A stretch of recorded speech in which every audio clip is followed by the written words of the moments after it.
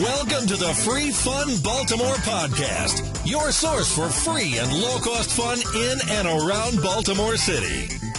Find us online at freefunbaltimore.blogspot.com. And remember to like us on Facebook. Now get ready. Here's your host, Donna Ledbetter. Hello, everyone. Thank you for joining us today on Free Fun Baltimore. We have a very special program for you today. We're going to be speaking with Judith Proffitt. She is the Program and Membership Coordinator for the Johns Hopkins University Museums right here in Baltimore City. And today she'll be talking with us about the black and white aesthetic. It's a new exhibit now on display at the Homewood Museum at the Johns Hopkins University directly on their main campus. So Judith, welcome to the show today. Thank you so much. Okay, so before we dive into talking about the exhibit itself, I'd like for you to just tell us a little bit more about who you are and how you're affiliated with this new exhibit. Okay, well, I am, as you mentioned, the Program and Membership Coordinator for the Johns Hopkins University Museum. Although the title has changed and some of the responsibilities, I've been with the museum for almost 20 years now.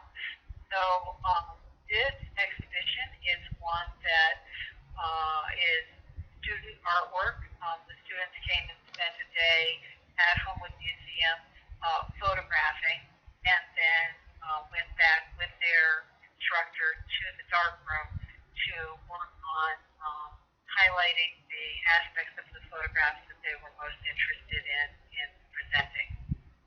Okay, and so tell me about the assignment itself. So they went into the darkroom. What is it that the students were to be learning with this assignment?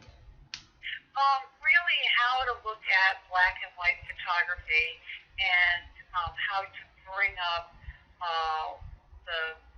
with the depth of focus and the length of shutter and that sort of thing, the aspects that they particularly wanted to. So their instructor, Phyllis Berger, had them shoot at a couple of different depths of field and lengths of exposure in order then for them to be able to see what the differences were and to pull up the photographs that they thought most captured what it was that they were interested in. And these are all photographs from within the museum.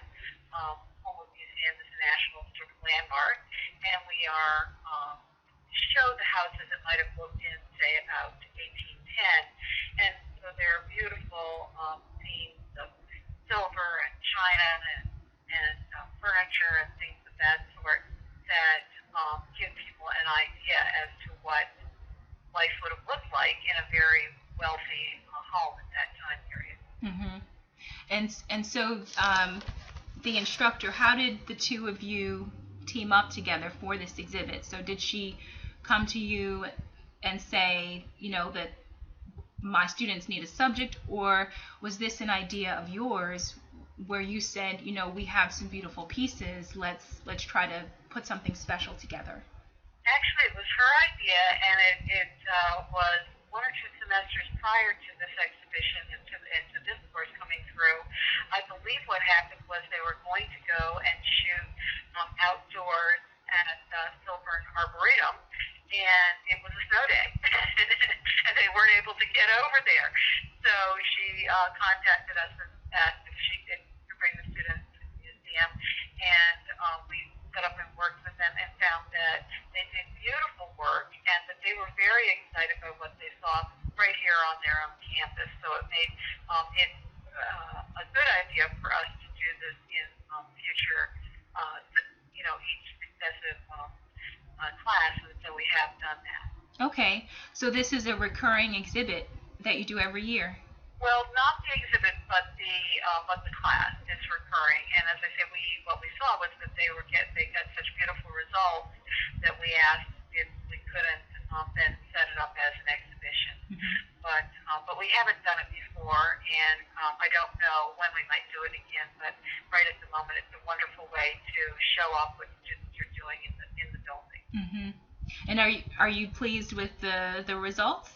Very, very much so. In fact, we've had some requests about potentially purchasing some of the photographs for people to hang in their own homes. And one of the really fun questions that we got was, where were these photographs taken? Mm-hmm. And of course, they were taken right here at Homewood. So that was people who had not previously walked through the house didn't recognize faces that were being shown. Mm-hmm.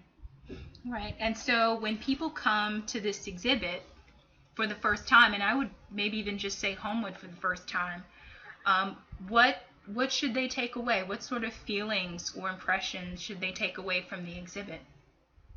Well, really, I guess the elegance of life for the very wealthiest people in Maryland at this time, and the way that they aspired to have a lifestyle similar to those of their peers in England. They really didn't have that kind of a lifestyle. This house is large even for this current time period, but it could fit into, a small wing of many of the country houses in Europe. But nevertheless, they were emulating that style, and so very much like you would imagine from Jane Austen and that sort of time period. And it is a very elegant time period with a lot of, among other things, objects. Things were being made and marketed in some cases for the first time. And there was just a proliferation of beautiful things available. Mm-hmm.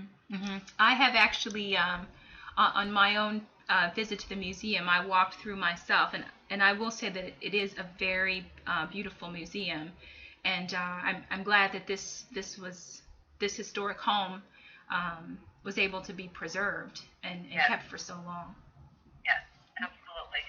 We are a National Historic Landmark. We may have mentioned already before, but it is the highest designation in the United States for historic properties. And the house, we say, is 85% original. It has remained very intact for a very long time, and we're very proud of that because it makes it very nice to be able to show to the public what a house of this kind would have looked like. Mm-hmm.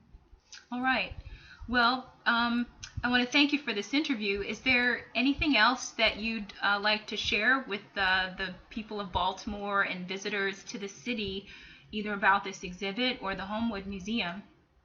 Well, one thing I would like to share is that there is a second museum that the Johns Hopkins University owns and operates, which is Evergreen. People may be familiar with that museum, which is between Loyola and Notre Dame on Charles Street, 4545 North Charles, and also has wonderful collections.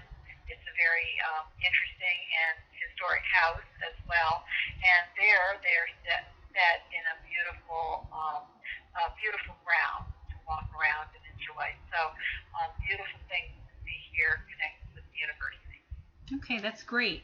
Okay, Judith, thanks again, and hopefully we'll be talking with you again soon about many other exhibits and events that are going on around the Johns Hopkins campus. Thank you so much. You can catch Homewood in the black and white aesthetic now through September 27th. What's that you hear?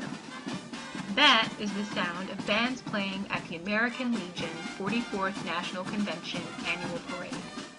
Last week, Legion riders from across the country marched in downtown Baltimore, showing their American spirit. So what's going on this weekend? How about the Maryland State Fair in Timonium? Come on out and enjoy the very best of Maryland agriculture right in your own backyard.